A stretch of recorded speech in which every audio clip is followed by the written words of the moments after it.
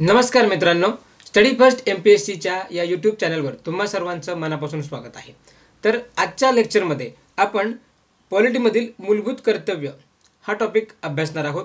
या टॉपिकवर exam oriented जे सर्व पॉइंट आहेत त्यांचा आपण आढावा घेणार आहोत। ठीक आहे, तर मित्रांनो आपण आपल्या लेक्चर मार्फत जो अभ्यास करतोय तो मेन्स ओरिएंटेड करतोय। ठीक आहे, म्हणजे काय की आपण प्रत्येक चॅप्टरवर मेन्स ओरिएंटेड टॉपिक कव्हर करतोय, म्हणजेच याच्यामध्ये आपले जे प्री ओरिएंटेड टॉपिक आहेत ते सुद्धा कव्हर होत आहेत। ठीक आहे, जर आपण आपली जी राज्यसेवा आहे किंवा कंबाईन या परीक्षांचं स्वरूप बघितलं तर याच्यामध्ये प्री आणि मेन्स हे दोन्ही टप्पे कॉमन आहेत। तर जर फक्त आपण प्री ओरिएंटेड अभ्यास केला तर आपण प्री ओरिएंटेड फक्त मर्यादित राहू आणि ते आपल्याला मेन्सच्या दृष्टीने फायद्याचं नाहीये।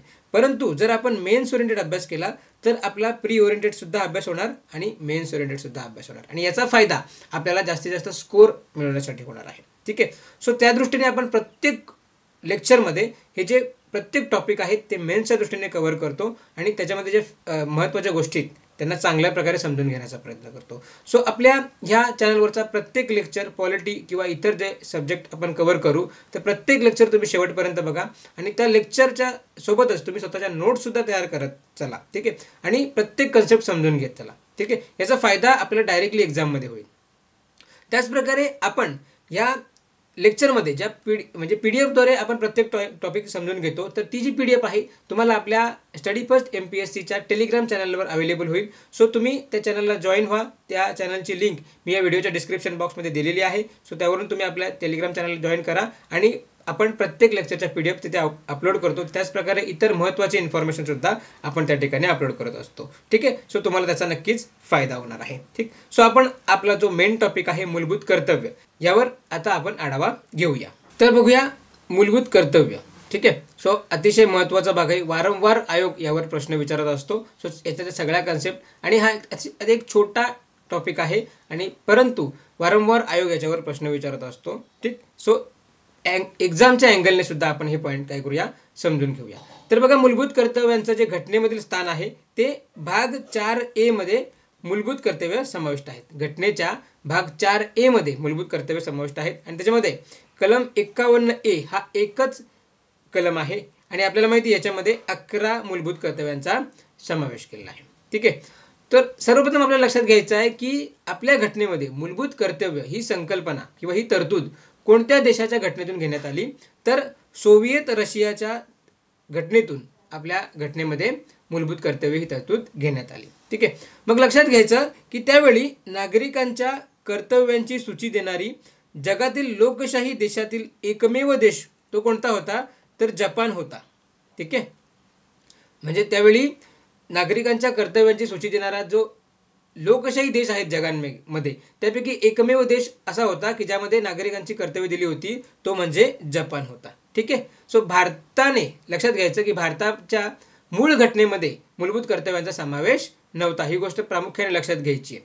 तर बघा, मी खास करून हा पॉईंट एकदम हायलाईट करून ठेवलेला आहे, कारण बऱ्याचशा ठिकाणी आपण किंवा बरेच विद्यार्थी या पॉईंटवर मिस्टेक करतात। ठीक आहे, तर बघा, मूळ घटनेत म्हणजे ज्यावेळी कधी, तर 26 जानेवारी 1950 ला घटनेचा अंमल सुरू झाला आणि 26 नोव्हेंबर ठीक आहे 1949 ला घटनेची स्वीकृती झाली। त्यावेळी घटनेमध्ये मूलभूत कर्तव्यांचा समावेश नव्हता। हा स्टेटमेंट प्रत्येकाने कायम लक्षात ठेवायचा। अगदी झोपेतून जरी उठून कोणी सांगितलं की मूळ घटनेत मूलभूत कर्तव्यांचा समावेश नव्हता तर हे स्टेटमेंट बरोबर आहे, परंतु जर कोणी सांगितलं की मूळ घटनेमध्ये मूलभूत कर्तव्यांचा समावेश होता तर हा स्टेटमेंट नेहमीच रॉंग राहणार आहे। ठीक आहे, सो त्याचं एक्सप्लेनेशन सुद्धा आपण पुढे बघणार आहोत, परंतु तुर्ता लक्षात ठेवायचं की मूळ घटनेमध्ये मूलभूत कर्तव्यांचा समावेश कधीच नव्हता। आयोग इथे आपल्याला ट्रिकी क्वेश्चन विचारतो, फसवा स्टेटमेंट देतो की भारताच्या मूळ घटनेमध्ये मूलभूत कर्तव्यांचा समावेश होता, असा आयोग स्टेटमेंट बनवून देतो, दिलेले आहेत आणि पुन्हा सुद्धा देऊ शकतो। तर या ठिकाणी आपल्याला विशेष काळजी घ्यायची आहे। त्यानंतर बघा, तर मग ह्या मूलभूत कर्तव्यांचा जो प्रवास आहे तो सरदार स्वर्णसिंह समितीच्या स्थापनेनुसार होतो। ठीक आहे. बघा, मूलभूत कर्तव्यांचा समावेश करावा की नाही या संदर्भात काँग्रेस सरकारने त्यावेळी एक समिती नेमली होती. त्या समितीचं नाव होतं सरदार स्वर्णसिंह समिती. सो ही समिती सुद्धा आपल्यासाठी महत्त्वाची आहे. म्हणजे डायरेक्टली प्रश्न येतो की मूलभूत कर्तव्यांच्या समावेशासाठी शिफारस करण्यासाठी कोणती समिती नेमण्यात आली होती. ठीक आहे, तर ती समिती होती सरदार स्वर्णसिंह समिती. इतकं सोपं आहे, हे लक्षात ठेवायचं. आणि या समितीची स्थापना कधी केली होती तर 1976ला. 1976ला, ठीक आहे. त्याच वर्षी 42वी घटनादुरुस्ती झाली होती. सो त्याच्या आधी सरदार स्वर्णसिंह समितीची स्थापना करण्यात आली होती. कशासाठी तर घटनेत मूलभूत कर्तव्याचा समावेश करावा या संदर्भात शिफारस करण्यासाठी. ठीक आहे, सो हे लक्षात घ्यायचं. आणि ही स्थापना कोण केली होती तर काँग्रेस पक्षाने केली होती. त्यावेळचे तत्कालीन पंतप्रधान कोण होते तर इंदिरा गांधी ह्या पंतप्रधान होत्या. ठीक आहे, सो या गोष्टी इथे लक्षात ठेवायच्या आहेत. मग ही जी सरदार स्वर्णसिंह समिती आहे यांनी काय शिफारस केली तर घटनेत 8 कर्तव्यांचा समावेश करावा. बघा, सरदार स्वर्णसिंह समितीच्या शिफारसीनुसार घटनेत 8 कर्तव्यांचा समावेश करावा ही शिफारस केली होती. सो या ठिकाणी आयोग आपल्याला 10 कर्तव्यांचा समावेश करावा असे सुद्धा सांगू शकतं, 11 कर्तव्यांचा समावेश करावा अशी शिफारस केली होती हे सांगू शकतं. परंतु लक्षात ठेवायचं की त्यांनी 8 कर्तव्यांचा समावेश करावा ही फक्त शिफारस केली होती, हे लक्षात घ्यायचं. मग या सरदार स्वर्णसिंह समितीच्या शिफारसीनुसार आपल्याला माहिती आहे की जी 42वी घटनादुरुस्ती झाली, 42वी घटनादुरुस्ती झाली 1976 मध्ये. या 42व्या घटनादुरुस्ती अनुसार घटनेमध्ये भाग 4A चा समावेश करण्यात आला. घटनेमध्ये भाग 4A चा समावेश करण्यात आला आणि त्यामध्ये कलम 51A हा एकच कलम टाकण्यात आला. बरोबर. तर बघा, ही जी 42वी घटनादुरुस्ती 1976 आहे हिलाच आपण मिनी कॉन्स्टिट्यूशन सुद्धा म्हणतो. ठीक आहे, मिनी कॉन्स्टिट्यूशन. ठीक आहे, हे म्हणतो कारण बऱ्याचशा घटनेच्या तरतुदीमध्ये या घटनादुरुस्तीनुसार बदल करण्यात आला होता आणि मूलभूत कर्तव्यांचा समावेश सुद्धा घटनेमध्ये 42व्या घटनादुरुस्ती 1976 नुसार करण्यात आला होता. म्हणून लक्षात घ्यायचं की मूळ घटनेमध्ये मूलभूत कर्तव्यांचा समावेश अजिबात नव्हता. ओके. मग बघा, अजून इथे ट्विस्ट भरपूर आहे, ते पॉईंट प्रत्येक चांगल्या प्रकारे समजून घ्यायचे. 42वी घटनादुरुस्ती 1976 नुसार घटनेमध्ये भाग 4A समाविष्ट केला, त्याच्यामध्ये कलम 51A समाविष्ट केला आणि यामध्ये 10 मूलभूत कर्तव्यांचा समावेश केला. किती तर 10 मूलभूत कर्तव्यांचा समावेश केला. हा पॉईंट लक्षात ठेवायचा. त्यानंतर आपल्याला माहिती आहे की आता 11 मूलभूत कर्तव्य आहेत. बरोबर. मग 86वी घटनादुरुस्ती 2002 अनुसार या मूलभूत कर्तव्यामध्ये आणखी एक 11वे मूलभूत कर्तव्य समाविष्ट करण्यात आले. ठीक आहे. मग ही जी झाली तरतूद घटनादुरुस्तीबद्दल संदर्भात हे जे पॉईंट्स आहेत मूलभूत कर्तव्यांच्या, हे लक्षात ठेवायचं. जेव्हा मूलभूत कर्तव्यांचा संबंध येईल त्यावेळी 42वी घटनादुरुस्ती आणि 86वी घटनादुरुस्ती लक्षात घ्यायची. 42वी घटनादुरुस्ती 1976ला झाली, 86वी घटनादुरुस्ती 2002ला झाली. तर 42व्या घटनादुरुस्तीनुसार घटनेमध्ये किंवा कलम 51A मध्ये 10 मूलभूत कर्तव्यांचा समावेश केला आणि 11वा कलम मूलभूत कर्तव्य जे आहे ते 86वी घटनादुरुस्ती टाकलं. मग असाही प्रश्न येऊ शकतो की ज्यावेळी घटनेमध्ये मूलभूत कर्तव्यांचा समावेश झाला त्यावेळी त्या म्हणजे एकूण किती मूलभूत कर्तव्य होती. मग त्या ठिकाणी 10 सुद्धा असतील, 8 सुद्धा ऑप्शन असेल, 11 सुद्धा ऑप्शन असेल आणि इतर ऑप्शन असेल. तर लक्षात ठेवायचं की 10 मूलभूत कर्तव्य होती. किंवा मग आपण सांगू शकतो की 2000 पर्यंत, ठीक आहे, 2000 सालापर्यंत घटनेच्या मूलभूत कर्तव्यांमध्ये किती मूलभूत कर्तव्यांचा समावेश होता तर 10च मूलभूत कर्तव्यांचा समावेश होता. 11वं जे मूलभूत कर्तव्य आहे 2002 मध्ये टाकण्यात आलं, हे लक्षात घ्यायचं. सो अशा पद्धतीने आपल्याला थोडंसं ॲनालिटिकल सुद्धा अभ्यास करून ठेवायचा आहे. ओके. सो आय होप हा पॉईंट तुम्हाला लक्षात आला. त्यानंतर बघा की आपण जर मेन्सच्या दृष्टीने अभ्यास करतोय तर काही पॉईंट आपल्याला जे मेन्सच्या दृष्टीने महत्त्वाचे आहेत ते सुद्धा लक्षात घ्यायचे. तर बघा, स्वर्णसिंह समितीच्या न स्वीकारलेल्या शिफारसी कोणत्या कोणत्या होत्या. बरोबर. स्वर्णसिंह समितीने बऱ्याचशा शिफारसी केल्या होत्या. ठीक आहे. 8 मूलभूत कर्तव्यांचा समावेश करावा ही शिफारस स्वीकारण्यात आली, परंतु त्यावेळी 10 मूलभूत कर्तव्यांचा समावेश करण्यात आला, हे लक्षात घ्या. आणि त्यांच्या ज्या काही शिफारशी आहेत त्या अमान्य केल्या. सो त्या कोणत्या कोणत्या हे आपण बघूया. तर बघा, कर्तव्याचे पालन करण्यास नकार देणे किंवा त्यानुसार काम न करणे यासाठी योग्य वाटेल तो दंड किंवा शिक्षा देण्याची तरतूद संसदेने करावी, अशी शिफारस सुद्धा स्वर्णसिंह समितीने केली होती, परंतु ती अमान्य करण्यात आली. कोणती तरतूद होती तर कर्तव्याचे पालन करण्यास नकार देणे किंवा त्यानुसार काम न करणे, म्हणजे कर्तव्याचे पालन करण्यास नकार दिलं तर त्यासाठी योग्य दंड किंवा शिक्षेची तरतूद संसदेने करावी अशी त्यांनी शिफारस केली होती, परंतु ती अमान्य करण्यात आली. त्यानंतर बघा, अशा दंड किंवा शिक्षा ठरवणाऱ्या कोणत्याही कायद्याला त्यामुळे मूलभूत हक्कांचे उल्लंघन होते किंवा घटनेतील इतर तरतुदींशी विसंगत आहे या कारणावरून आव्हान देता येणार नाही अशी सुद्धा शिफारस सुवर्णसिंह समितीने केली होती, परंतु ती सुद्धा अमान्य करण्यात आली. आणि तिसरी शिफारस अमान्य केलेली ती म्हणजे कर देणे हे नागरिकांचे मूलभूत कर्तव्य असावे, ही सुद्धा त्यांनी शिफारस केली होती, परंतु हे अमान्य करण्यात आले, हे लक्षात घ्यायचं. ठीक आहे, तर ह्या 3 अमान्य केलेल्या शिफारशी आपल्या एम लक्ष्मीकांतमध्ये दिलेल्या आहेत. सो यांना सुद्धा आपण गो थ्रू करून घ्यायचं आहे, समजून घेऊन लक्षात ठेवायचं आहे. ठीक आहे, कारण यावर सुद्धा आयोग स्टेटमेंटमध्ये प्रश्न विचारू शकतो की खालीलपैकी कोणत्या सुवर्णसिंह समितीच्या शिफारशी संसदेने काय केलं किंवा मूलभूत कर्तव्याच्या बाबतीत अमान्य केल्या होत्या. तर ह्या 3 लक्षात ठेवायच्या आहेत. ओके, त्यानंतर बघा की हे ज्या मूलभूत कर्तव्य आहेत यांचं स्वरूप काय. ठीक आहे, म्हणजे मूलभूत कर्तव्य ही कोणासाठी आहेत, तर लक्षात घ्या की फक्त भारतीय नागरिकांसाठी मूलभूत कर्तव्य आहेत, परकीय नागरिकांसाठी मूलभूत कर्तव्य नाहीत. ठीक आहे, सो आपण बघितलं जे मूलभूत हक्क आहेत काही फक्त नागरिकांसाठी आहेत आणि काही नागरिक प्लस जे परकीय आहेत त्यांच्यासाठी अवेलेबल आहेत, बरोबर. परंतु ही जी मूलभूत कर्तव्य आहेत ही फक्त आणि फक्त भारतीय नागरिकांसाठी आहेत, इतर कोणासाठी नाही, हे लक्षात घ्यायचं. यावर सुद्धा आयोग प्रश्न विचारतो स्टेटमेंट बनवून. सो हा पॉईंट लक्षात घ्यायचा. ठीक आहे, मग आता आपण काय करणार आहोत की ह्या जो कलम 51A आहे यामध्ये जी 11 मूलभूत कर्तव्यांचा समावेश आहे ते 1 by 1 आपण काय करणार आहोत, लक्षात घेणार आहोत. 1 by 1 आपण समजून घेणार आहोत. त्याच प्रकारे त्यांना आपण क्रमाने लक्षात ठेवण्याचा प्रयत्न करणार आहोत आणि लक्षात ठेवणार आहोत, कारण आयोग ह्या मूलभूत कर्तव्यांवर क्रमाने लावा असा प्रश्न विचारतो किंवा मग मूलभूत कर्तव्यांचा समोर त्याचा अक्षर देतो, म्हणजे मग एला कोणतं म्हणजे पहिलं कोणतं कलम आहे, सो ABCD असं दिलं किंवा ABDE असे दिले आणि ए त्यांच्या जोड्या लावासाठी पुढच्या कॉलममध्ये ती कलमं दिली, तर ती आपल्याला जोडीने लावता आली पाहिजे, त्यांचा क्रम ओळखता आला पाहिजे. मग त्यासाठी आपल्याला ती क्रमाने लक्षात ठेवायची आहे. ठीक आहे, म्हणून मग आपण काय केलं, या मूलभूत कर्तव्यांसाठी आपण काही शॉर्ट ट्रिक्स बनवले आहेत, तर त्या ट्रिकनुसार आपण त्यांना काय करू शकतो, लक्षात ठेवू शकतो. म्हणजे जर आपण बघितलं तर मूलभूत कर्तव्य जे आहेत 11 मूलभूत कर्तव्य A to K अशी 11 मूलभूत कर्तव्य आहेत. सो त्या नावाच्या अक्षरावरूनच आपण काय केले, त्यांची शॉर्ट ट्रिक्स बनवलेली आहे आणि मग ती आपल्याला लक्षात ठेवायची. मग याचा उपयोग आपल्याला क्रमाने लावण्यासाठी सुद्धा होईल आणि जोड्या लावण्यासाठी सुद्धा होईल.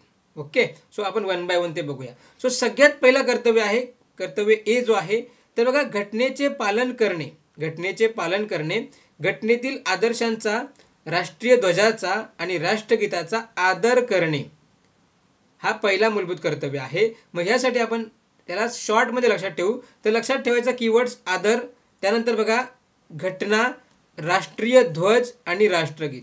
ठीक आहे, सो आपल्याला माहिती आहे ए फॉर आदर, आदर लक्षात ठेवा, ए फॉर आदर.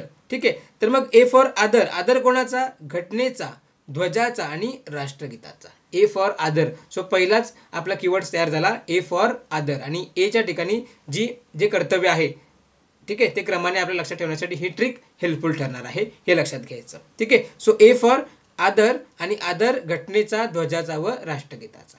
ओके, आय होप की हे तुम्हाला समजलं असेल. सो अशा पद्धतीने आपण याची ट्रिक बनवून ठेवायची. त्यानंतर बघा की बी म्हणजे बी क्रमांकावर जे मूलभूत कर्तव्य आहे ते आहे स्वातंत्र्य लढ्यातून निर्माण झालेल्या उदात्त आदर्शाचा अभिमान बाळगणे व त्याचे पालन करणे. ठीक आहे, जो आपला स्वातंत्र्य लढा आहे त्यातून आपल्याला जे आदर्श निर्माण झालेले आहेत त्यांचा अभिमान बाळगायचा आहे आणि त्यांचे पालन करायचं आहे, बरोबर. हे दुसऱ्या क्रमांकाचं कर्तव्य आहे, 2 नंबरचं कर्तव्य आहे, बी या अल्फाबेटचं कर्तव्य आहे, बरोबर. मग त्या ठिकाणी आपण त्याची की वर्ड्स बनवताना किंवा ट्रिक्स बनवताना बी शी मिळतं जुळतं आपण काय करणार, ट्रिक बनवणार, बरोबर. मग बघा आपण बी फॉर बाळगा अभिमान, बी फॉर बाळगा, बी बा, बरोबर. हे लक्षात ठेवायचं, बी फॉर बाळगा अभिमान कशाचा, स्वातंत्र्याचा. म्हणजे स्वातंत्र्य लढ्यातून जे आपल्याला आदर्श मिळाले त्यांचा आपण अभिमान बाळगायचा. सो अशा पद्धतीने हे 2 नंबरचं कर्तव्य आपण लक्षात ठेवायचं.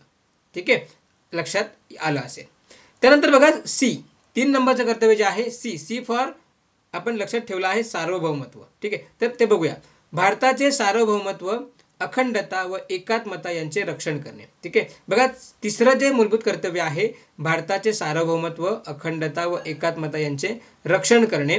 सो आपण तो सी या अल्फाबेटने सुरू होतोय तिसऱ्या क्रमांकाचा. तर सी फॉर सार्वभौमत्व हा कीवर्ड लक्षात ठेवायचा. ठीक आहे, म्हणजे ज्या स्टेटमेंटमध्ये सार्वभौमत्व असा उल्लेख येईल तर ते आपण लक्षात घ्यायचं की तो सी म्हणजेच तिसऱ्या नंबरचा मूलभूत कर्तव्य आहे. ओके, मग बघा सी फॉर सार्वभौमत्व रक्षण. ठीक आहे, अशा पद्धतीने आपण ही काय बनवली, ह्याची ट्रिक बनवली त्या अल्फाबेटनुसार. सो आय होप की हे ट्रिक सुद्धा तुम्हाला समजल्या असतील. त्यानंतर पुढचं जे मूलभूत कर्तव्य आहे ते आहे चौथं. ठीक आहे, तो चौथं म्हणजेच डी. अल्फाबेटमधला डी हा चौथा अक्षर आहे. मग बघा, आवाहन केले जाईल तेव्हा राष्ट्राचे संरक्षण करणे आणि राष्ट्रीय सेवा बजावणे. आवाहन केले जाईल त्यावेळी राष्ट्राचे संरक्षण करणे आणि राष्ट्रीय सेवा बजावणे हे आपलं मूलभूत कर्तव्य असेल असं चौथं मूलभूत कर्तव्य सांगतंय. मग त्यासाठी आपण लक्षात ठेवायचं कीवर्ड डी. बघा, डी म्हणजे डिफेन्स. ठीक आहे, रक्षण. रक्षण म्हणजेच आपण त्याला इंग्लिशमध्ये काय सांगू शकतो, डिफेन्स. बरोबर. सो डी म्हणजेच डिफेन्स राष्ट्राचा. मग ज्यावेळी डिफेन्स राष्ट्राचा हा कीवर्ड किंवा ही ट्रिक आपण बघू, ठीक आहे, तेव्हा लगेच आपल्या लक्षात आलं पाहिजे की हा चौथ्या नंबरचा मूलभूत कर्तव्य आहे. आणि डिफेन्स राष्ट्राचा म्हणजेच याचा अर्थ होतो की ज्यावेळी आवाहन केले जाईल त्यावेळी राष्ट्राचे संरक्षण करणे आणि राष्ट्रीय सेवा बजावणे. ठीक आहे, सो आपण पाठ करण्यासाठी मोठ्या स्टेटमेंटला छोट्या स्टेटमेंटमध्ये ट्रिकमध्ये कन्वर्ट केलं. पण ज्यावेळी आपण ही ट्रिक वाचू त्यावेळी आपल्या लक्षात आलं पाहिजे की त्याच्यामध्ये काय दडलेलं आहे. अशा पद्धतीने आपल्याला प्रत्येक कन्सेप्ट समजून घ्यायची आणि मग लक्षात ठेवायची आहे. सो डी फॉर डिफेन्स राष्ट्राचा. ठीक आहे, त्यानंतर पुढचं आहे ई. ठीक आहे, इथे ई आहे हे लक्षात घ्या. सो ई हा 5व्या क्रमांकाचा आपला मूलभूत कर्तव्य आहे. तर बघा, धार्मिक, भाषिक, प्रादेशिक किंवा वर्गीय भेदभावाच्या पलीकडे जाऊन भारतीयांमध्ये एकात्मता व बंधुभाव निर्माण करणे. ठीक आहे, धार्मिक, भाषिक, प्रादेशिक किंवा वर्गीय भेदभावाच्या पलीकडे जाऊन भारतीयांमध्ये एकात्मता व बंधुभाव निर्माण करणे हे मूलभूत कर्तव्य असेल. आणि त्याच्यामध्ये अजून एक समाविष्ट आहे की स्त्रियांमध्ये उणेपणा आणण्याची भावना. स्त्रियांमध्ये उणेपणा, ठीक आहे, म्हणजे त्यांना कमी लेखणं ही जी भावना आहे तिचा त्याग करणं हे सुद्धा आपलं काय असणार आहे, मूलभूत कर्तव्य असणार आहे. हे 5वं मूलभूत कर्तव्य आहे. ई या अल्फाबेटने ते दर्शवलं जातं हे लक्षात घ्यायचं. म्हणून ई फॉर एकात्मता. तो ई एचा संबंध आपण कशाशी लावायचा आहे, ईशी लावायचा आहे. एचा संबंध आपल्याला ईशी लावायचा आहे. एकात्मता व बंधुभाव हा 5वं मूलभूत कर्तव्य आहे. ठीक आहे, आणि किंवा आपण लक्षात ठेवू शकतो इज्जत करणे. ठीक आहे, इज्जत करणे कोणाची, तर स्त्रियांची आपण काय करायची, रिस्पेक्ट करायची, इज्जत करणे. ओके, सो या आपण अशा पद्धतीने हा कीवर्ड बनवून लक्षात ठेवू शकतो. परंतु लक्षात ठेवायचं की 5व्या नंबरचं जे मूलभूत कर्तव्य आहे ते आहे धार्मिक, भाषिक, प्रादेशिक किंवा वर्गीय भेदभावाच्या पलीकडे जाऊन भारतीयांमध्ये एकात्मता व बंधुभाव निर्माण करा. त्यानंतर बघा, नेक्स्ट 6व्या क्रमांकाचं जे मूलभूत कर्तव्य आहे त्याच्यासाठी आपण कीवर्ड आहे एफ. ओके, तर एफ म्हणजेच 6वा अल्फाबेट. मग आपल्या संमिश्र संस्कृतीचा वैभवशाली वारसा जतन करणे. म्हणजे भारतामध्ये जी संमिश्र संस्कृती आहे तिचा एक वैभवशाली वारसा आहे तो जतन करणे हे आपलं मूलभूत कर्तव्य आहे. बरोबर. मग त्यासाठी आपण लक्षात ठेवलं संमिश्र म्हणजे कसं असणार आहे, मिक्स असणार आहे. ठीक आहे, मग F for fix mix. F for fix mix, संस्कृतीचं जतन. ठीक आहे, अशा पद्धतीने आपण ही ट्रिक बनवली, कीवर्ड बनवला आणि त्याला लक्षात ठेवलं. एफ म्हणजेच 6वा. एफ एक कितवा आहे, 6वा आहे. आणि एफ फॉर फिक्स मिक्स म्हणजेच आपल्या संमिश्र संस्कृतीचा वैभवशाली वारसा जतन करणे. ठीक आहे, सो अशा पद्धतीने वारंवार रिव्हिजन करून आपल्याला ह्या गोष्टी लक्षात ठेवायच्या. त्यानंतर बघा जी, पुढचं कर्तव्य 7वं जी जे आहे बघा, वने, सरोवरे, नद्या आणि वन्यजीव यासारख्या नैसर्गिक पर्यावरणाचे रक्षण करणे व त्यात सुधारणा घडवून आणणे आणि सजीव प्राण्यांविषयी दयाबुद्धी बाळगणे असं भलं मोठं मूलभूत कर्तव्य हे 7वं मूलभूत कर्तव्य आहे. आणि हे प्रामुख्याने आपण लक्षात घेतलं तर पर्यावरण आहे त्या संदर्भात आहे, पर्यावरणाच्या रक्षणासंदर्भी हे मूलभूत कर्तव्य आहे. तर आपण जी हा त्याला अल्फाबेट आलेला आहे ह्यामुळं आपण लक्षात ठेवू गार्डन व प्राणी रक्षण. गार्डनमध्ये आपण लक्षात घ्यायचं वने, पर्यावरण या गोष्टी, सरोवरे, नद्या हे सगळं लक्षात आलं. जेव्हा एखादं गार्डन असतं त्या ठिकाणी आपण बघतो की झाडं असतात, त्यानंतर जे काय असतात तर पाण्याचे झरेसुद्धा असतात. ठीक आहे, छोटे छोटे पॉन्ड असतात. बरोबर. मग त्यावरून आपण लक्षात घ्यायचं की गार्डन म्हणजे वने, नद्या, सरोवरे आणि जे प्राणी आहेत यांचं रक्षण हे जे मूलभूत कर्तव्य आहे ते 7वं मूलभूत कर्तव्य आहे आणि ते जी या अक्षराशी संबंधित आहे. सो जी म्हणजेच गार्डन व प्राणी रक्षण आणि ते मूलभूत कर्तव्य आपलं आहे ते लक्षात ठेवायचं. त्यानंतर पुढचं कर्तव्य आहे एच. एच हा 8वा अल्फाबेट आहे, म्हणजे 8वं मूलभूत कर्तव्य कोणतं आहे तर वैज्ञानिक दृष्टिकोन, मानवता, जिज्ञासू वृत्ती आणि सुधारणावाद विकसित करणे. ठीक आहे, म्हणजे मानवांमध्ये किंवा आपल्या समाजामध्ये वैज्ञानिक दृष्टिकोन विकास करायचा, मानवतावाद विकास करायचा, जिज्ञासू वृत्ती विकास करायची आणि सुधारणावाद या गोष्टींचा विकास करणं हे आपलं प्रत्येक नागरिकाचं मूलभूत कर्तव्य आहे, हे लक्षात घ्यायचं. मग बघा एच हा कीवर्ड. सो एच साठी आपण लक्षात घ्यायचं हायर थिंकिंग. म्हणजे हायर थिंकिंगमध्येच काय येतं, वैज्ञानिक दृष्टिकोन येतो, जिज्ञासू वृत्ती येते, हायर थिंकिंगमध्ये येते. ठीक आहे, सुधारणा म्हणजेच हायर थिंकिंगमध्ये येते. So H for higher thinking हे आपण लक्षात ठेवायचं. मग हायर थिंकिंग जेव्हा आपल्याला कीवर्ड समोर येईल किंवा एच लक्षात येईल आपल्याला किंवा क्रमाने लावायचं आहे, तर आपल्याला लक्षात घ्यायचं की एच म्हणजे हायर थिंकिंग. आणि जेव्हा हायर थिंकिंगचा विषय येईल तेव्हा काय तर वैज्ञानिक दृष्टिकोन, मानवता, जिज्ञासू वृत्ती आणि सुधारणावाद विकसित करणे. मग अशा पद्धतीने 8व्या नंबरचं मूलभूत कर्तव्य आपल्याला हे आहे, हे लक्षात ठेवता येईल. त्यानंतर बघा आय. आय हे 9व्या क्रमांकाचं आहे. तर बघा सार्वजनिक मालमत्तेचे रक्षण करणे आणि हिंसेचा त्याग करणे. तर बघा आय. आय साठी आपण लक्षात ठेवलं इन्कम. ठीक आहे, मालमत्तेला आपण लक्षात ठेवलं इन्कम. ठीक आहे, I for income. So income रक्षण म्हणजेच मालमत्तेचे रक्षण करणे आणि हिंसेचा त्याग करणे या गोष्टी आपल्या म्हणजे या संदर्भाचे जे मूलभूत कर्तव्य आपलं मूलभूत कर्तव्य क्रमांक 9 आय हे आहे, हे लक्षात ठेवायचं. त्यानंतर पुढचं मूलभूत कर्तव्य आहे जे. जे हा 10वा मूलभूत कर्तव्य आहे. तर बघा व्यक्तिगत व सार्वजनिक अशा प्रत्येक क्षेत्रात उच्चतम पातळी गाठण्याचा प्रयत्न करून राष्ट्राची उन्नती होत राहील यासाठी प्रयत्नशील राहणे.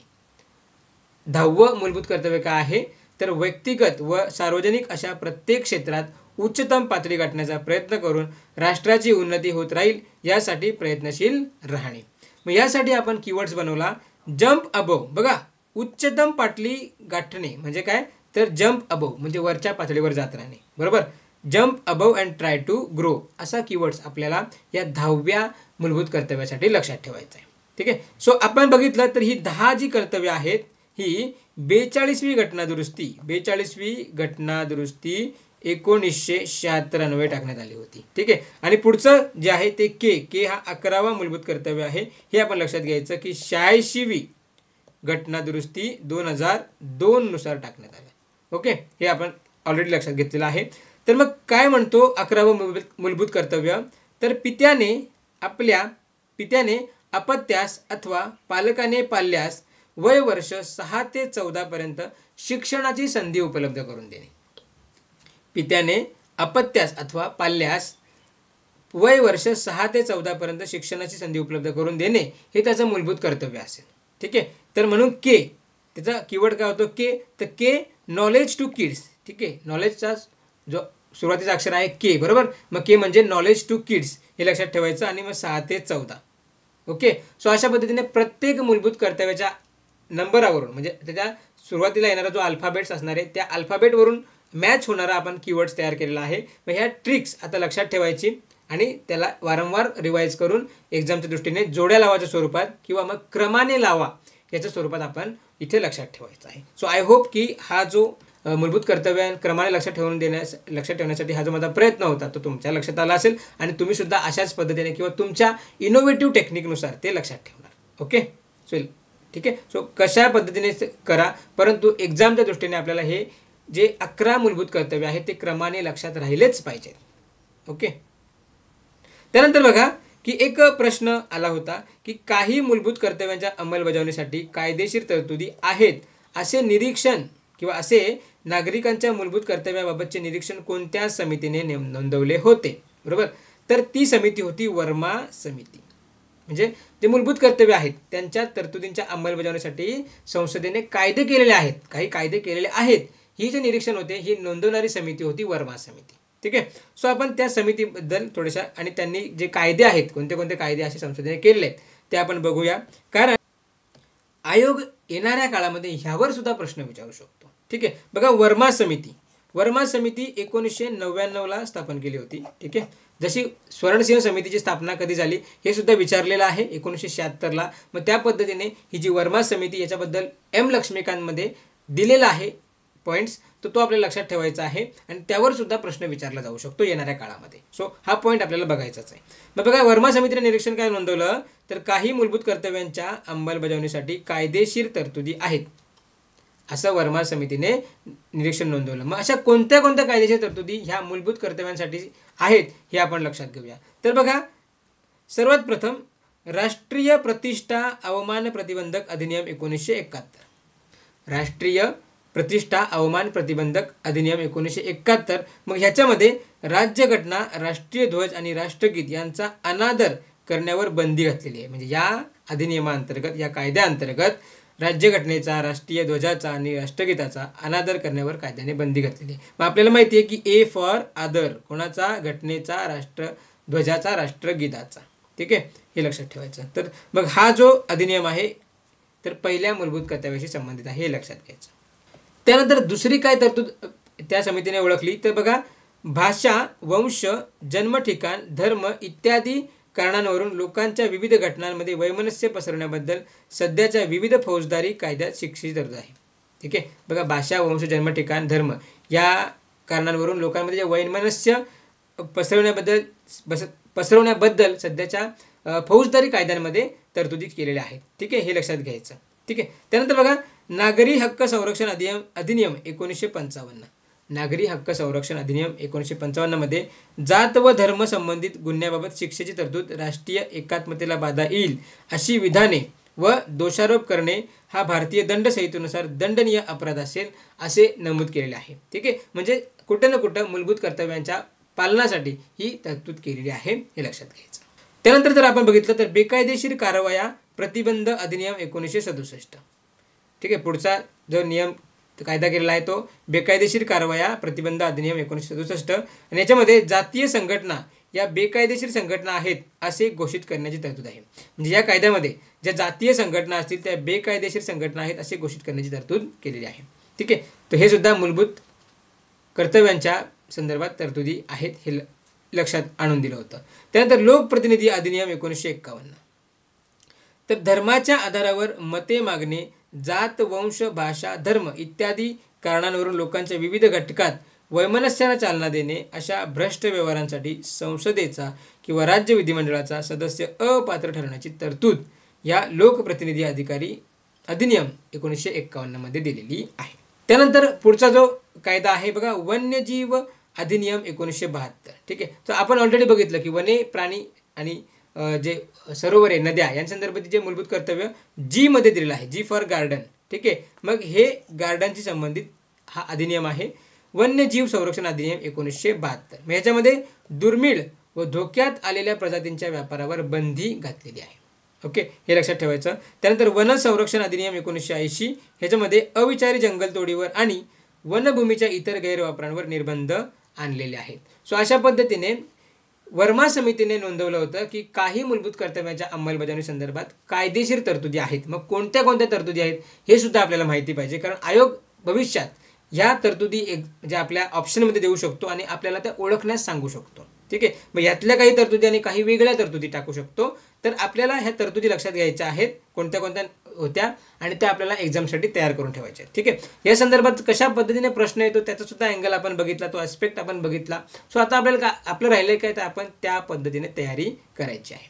सो एकदा आपण काय करूया, सगळी जी मूलभूत कर्तव्य आहेत, ठीक आहे, 11ची 11 त्यांचं आपण काय करूया, रिव्हिजन करूया. ठीक आहे, म्हणजे आपल्याला ते लक्षात राहतील. सो पहिलं मूलभूत कर्तव्य ए. ठीक आहे, ए फॉर आदर घटनेचा, ध्वजाचा व राष्ट्रगीताचा. आदर घटनेचा, ध्वजाचा व राष्ट्रगीताचा. बी फॉर बाळगा अभिमान स्वातंत्र्याचा. बी फॉर बाळगा अभिमान स्वातंत्र्याचा. सी फॉर, इथे सी आहे, सी फॉर सार्वभौमत्व रक्षण. ठीक आहे, सार्वभौमत्व हा कीवर्ड लक्षात ठेवायचा. त्यानंतर डी फॉर डिफेन्स राष्ट्राचा, हे चौथं मूलभूत कर्तव्य आलं. ई फॉर एकात्मता व बंधुता, 5वं मूलभूत कर्तव्य. त्यानंतर एफ फिक्स मिक्स संस्कृतीचे जतन, भारताच्या फिक्स मिक्स म्हणजे मिश्र संस्कृतीचे जतन करणे, F6. ठीक आहे, एफ हा 6वा आहे. त्यानंतर जी म्हणजेच गार्डन व प्राणी संरक्षण, भारताची वने, नद्या, सरोवरे, प्राणी यांचे संरक्षण करणे हे प्रत्येक नागरिकाचे कर्तव्य असेल, बरोबर. So G for garden. त्यानंतर एच हायर थिंकिंग, उच्च विचार करणे. ठीक आहे, उच्च पातळी गाठत राहणे. ठीक आहे, हे लक्षात ठेवायचं. त्यानंतर हायर थिंकिंग. त्यानंतर बघा इन्कम रक्षण म्हणजे जे सार्वजनिक मालमत्ता आहे किंवा हिंसा न करणे या संदर्भात आय. हे मूलभूत कर्तव्य आहे. तर आय आपण शॉर्टमध्ये लक्षात ठेवलं, इन्कम रक्षण. त्यानंतर जे, jump above and try to grow, म्हणजे आपल्या क्षेत्रामध्ये उच्चतम पातळी गाठण्याचा प्रयत्न करणे. ठीक आहे, नेहमी. सो त्यासाठी कर्तव्य आहे jump above and try to grow. ठीक आहे. तर बघा, जो कर्तव्य जे आहे आणि कर्तव्य एच आहे, यांच्यामधला जो फरक आहे तो प्रॉपर लक्षात घ्यायचा. ठीक आहे. सो दोघांमध्ये काही साम्यता आढळते. आय म्हणजे हायर थिंकिंग आणि जम्प अबव ह्या दोन याच्यामध्ये जे आणि एचमध्ये, तर तो त्यांना वारंवार वाचून रिवाईज करून त्यांना चांगल्या पद्धतीने लक्षात ठेवायचं आहे. ठीक आहे, एवढं आपल्याला करायचं आहे. त्यानंतर के जो आहे, नॉलेज टू किड्स, म्हणजे 6 ते 14 वर्षाच्या मुलांना शिक्षण देणं हे त्यांच्या पित्याचं काय असेल, कर्तव्य असेल, असं 11वं मूलभूत कर्तव्य सांगत आहे. तर अशा प्रकारे मित्रांनो, आपण या लेक्चरमध्ये मूलभूत कर्तव्यांचा अतिशय एक्झाम ओरिएंटेड चांगल्या पद्धतीने अभ्यास केलेला आहे. ही जी मूलभूत कर्तव्य क्रमाने कशी लक्षात ठेवावीत, ठीक आहे, हे सुद्धा आपण बघितलं. आयोग त्याच्यावर कशा पद्धतीने प्रश्न विचारू शकतो हे सुद्धा आपण बघितलं.